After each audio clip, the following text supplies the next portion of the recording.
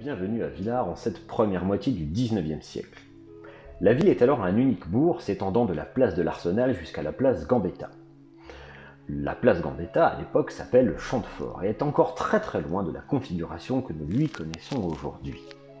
Nous allons débuter ce voyage par la première église. Cette première église, encore aujourd'hui utilisée pour être la salle du conseil municipal. Cette reconstitution en 3D est fidèle au cadastre napoléonien de 1831. Elle permet de se faire une idée de la configuration du bourg de Villars à l'époque. Quant à la première église, on ne connaît pas exactement la date de sa construction.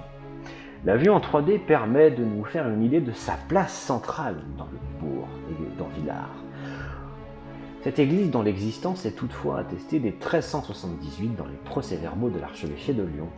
On sait aussi que cette église a été agrandie et embellie à la fin du XVIIe siècle sous l'impulsion des Mathevons, alors seigneurs de Curieux, le château de cette famille anoblie jouxtant l'ancienne église.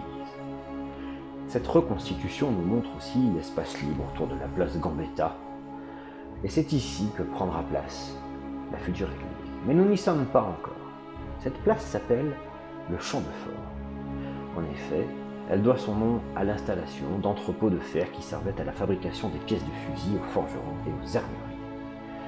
C'est en mai 1891 que la place va perdre son nom pour avoir son nom actuel, la place Gambetta. En 1789, lors de la Révolution, Villars comptait environ 300 habitants. En 1848, lors d'une autre révolution, Villars compte un peu plus de 700 habitants. Et cet accroissement de la population locale va nécessiter de disposer d'une église plus grande. Alors au départ, on pense doubler le nombre de messes et d'offices dans l'ancienne église. Pour ce faire, il convient de recruter un second vicaire, mais la commune n'en a pas les moyens. Alors un projet d'agrandissement est soumis à un architecte, mais cette église est dans un vétuste état. Alors on lui préfère une reconstruction un petit peu plus loin sur la place du Champ de Fort. En 1856, on décide de construire la nouvelle église sur la place Gambetta. On fait appel à un architecte, Montagnac. L'église sera dédiée à Saint Laurent, patron des brûlés. On raconte que Saint Laurent aurait traversé la région en l'an 250 avant de partir pour Rome, soulever les pauvres contre l'empereur Maximien, ce qui, par la suite, devait le faire périr. En 1860, ça y est, enfin les travaux de l'église commencent. Elle sera de style néogothique. Sa longueur de 35 mètres et sa largeur de 15 mètres. Elle compte 22 vitraux du maître verrier Alexandre Mauvernet, qui sont aussi beaux que les vitraux de la cathédrale d'Albi.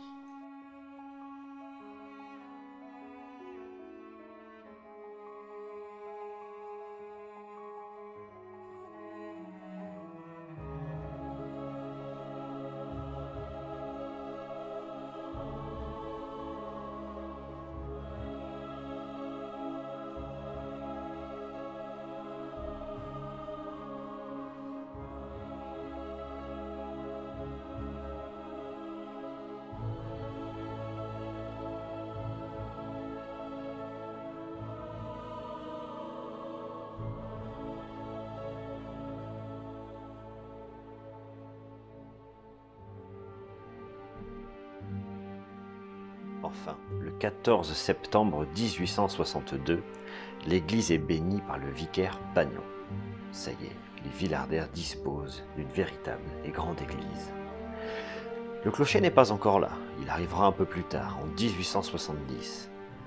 L'aventure de cette façade, de ce clocher, de cette église à travers le XXe siècle, je vous la propose dans un prochain épisode. Merci d'avoir suivi ce documentaire.